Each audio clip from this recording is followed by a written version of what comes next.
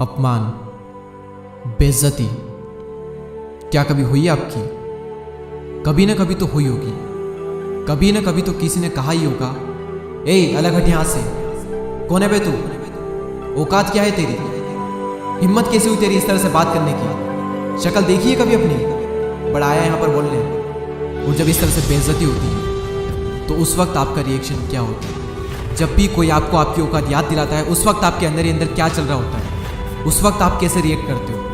अंदर ही अंदर क्या थॉट्स आते हैं? गुस्सा भी आता होगा, बहुत बुरा भी लगता होगा। पर क्या हो अगर मैं कहूँ कि बेइज्जती होना भी ज़रूरी है, मजाक बनना भी ज़रूरी है।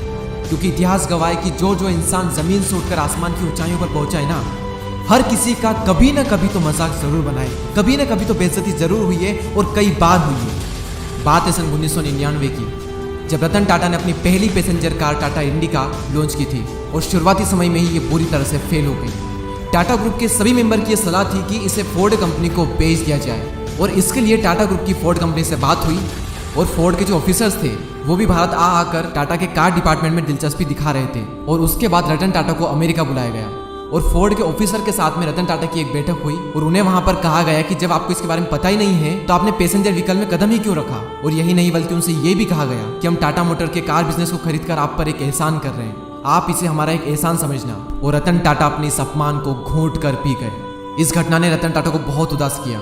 रतन टाटा ने बदले की भावना में समय गंवाने से ज्यादा जरूरी समझा अपनी कमियों को सुधारना। उन्होंने अपने कार सेगमेंट को बेचने का विचार बदल लिया और अपना पूरा फोकस अपने कार बिजनेस में लगा दिया। और कहते हैं समय पहिए के समान घूमता है और इसी तरह से समय पहिए के समान घुमा और रतन टाटा की मेहनत ने टाटा मोटर्स को सफलता की ऊंचाइयों पर पहुंचा दिया। एक तरफ टाटा ग्रुप की टाटा मोटर्स कामयाब हो रही थी तो वहीं 2008 में फोर्ड कंपनी दिवालियापन की स्थिति में आ गई थी और ऐसे में रतन टाटा के पास में बहुत ही अच्छा मौका था फोर्ड को नीचा दिखाने का।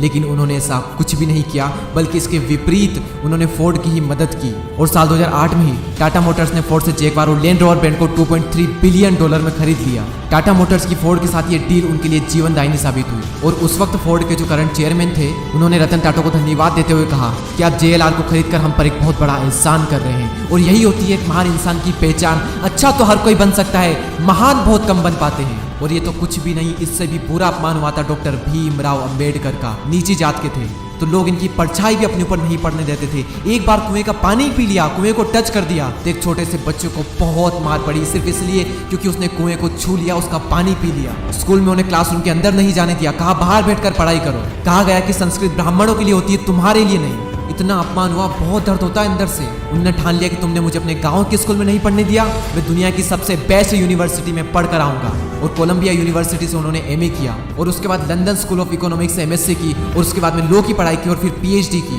और फिर जब वापस आए तब उन्हें मिलिट्री सेक्रेटरी की नौकरी मिली, जो उस वक्त बहुत ही अच्छी नौकरी थी। लेकिन उसके बावजूद भी उनका अपमान हुआ और वो अपमान उनके दिल पर लगा। उन्हें तब भी कुएं का पानी पीने का अधिकार नहीं था। वहां का चपरासी तक उन्हें फाइल फेंक कर देता था, कहता था कि गद्दी पर बैठ गया तो क्या हुआ है, तो अभी भी निचली जात का ना। बस उन्होंने भी इसी अपमान को घूंट करके पी लिया और भारत का संविधान लिख दिया और अपना हक पा कर रहे। और अपना हक तो पाया ही, साथ साथ निचली जाति के लोगों को भी उनका अपना हक दिलाया। मैंने कहा ना, अपमान जरूरी है, बेइज्जती से ही बदलाव आता है। अंग्रेजों ने एक बार गांधी जी को ट्रेन से धक्के मार कर बाहर निकाल दिया था, बहुत बेइज्जती हुई थी। उनसे कहा गया था कि तुम काले इंडियंस डिजर्व नहीं करते हमारी ट्रेन में बैठना। और उन्होंने भी ठान लिया कि तुमने मुझे ट्रेन से बाहर निकाला है, मैं तुम्हें अपने देश से बाहर निकाल दूंगा। वो एक चिंगारी इतनी बड़ी क्रांति में बदल जाएगी, किसी ने सपने में भी नहीं सोचा होगा। अमिताभ बच्चन को भी रेडियो जॉब से उनकी भारी आवाज और उनकी लंबी हाइट की वजह से निकाल दिया गया था। और वही ऊंची हाइट और उनकी वही भारी आवाज आज उनकी पहचान है। अपनी कमजोरी को अपनी ताकत बनाओ, अपने अपमान का बदला अपनी सफलता से लो। जब कोई अपमान करता है ना तो अंदर ही अंदर आग लगती है, गुस्सा आता है बहुत। लोग गलती ये करते हैं कि उस गुस्से को वहीं पर निकाल देते हैं, लड़ाई झगड़े करते हैं, कंप्लेंट करते हैं। उस गुस्से का यूज करना सीखो, अंदर दबाए रखो उसको और अपने अंदर की आग को बढ़ाते रहो, तभी बदलाव आएगा। क्योंकि कोई भी इंसान अपना सम्मान भूल सकता है लेकिन अपमान नहीं भूल सकता। कोई कुछ भी बोले तो उस वक्त रिएक्ट मत करो, अपना गुस्सा, अपनी आग बाहर मत निकालो, अपने अंदर रखो। बाहर निकाल दोगे तो बेइज्जती तो होगी सही, तुम कभी अपना बदला नहीं ले पाओगे और ना ही वो इज्जत हासिल कर पाओगे जो तुम पाना चाहते हो। अपने अंदर बार बार ये बात बोलते रहो कि कहा था ना तुमने कि शक्ल देखी है अपनी, एक दिन ऐसा लाऊंगा कि तुम शक्ल देखने को तरसोगे। कहा था ना तुमने कि चल हट यहाँ से, कोने पे तू, एक दिन ऐसा भी लाऊंगा कि कोई बैठा नहीं रहेगा जब मैं खड़ा रहूंगा। कहा था ना तुमने कि औकात क्या है तेरी, मेरी औकात में नहीं, मेरा वक्त बताएगा। क्योंकि जब समय का पहिया घूमता है ना तो उसमें अच्छे अच्छे घूम जाते हैं। और बार बार अपने अंदर ये बात दोहराते रहें कि ठुकराया है जिन्होंने मुझे मेरा समय देखकर, वादा है मेरा एक दिन ऐसा भी समय लाऊंगा कि मिलना पड़ेगा उन लोगों को मुझसे, मेरा समय लेकर।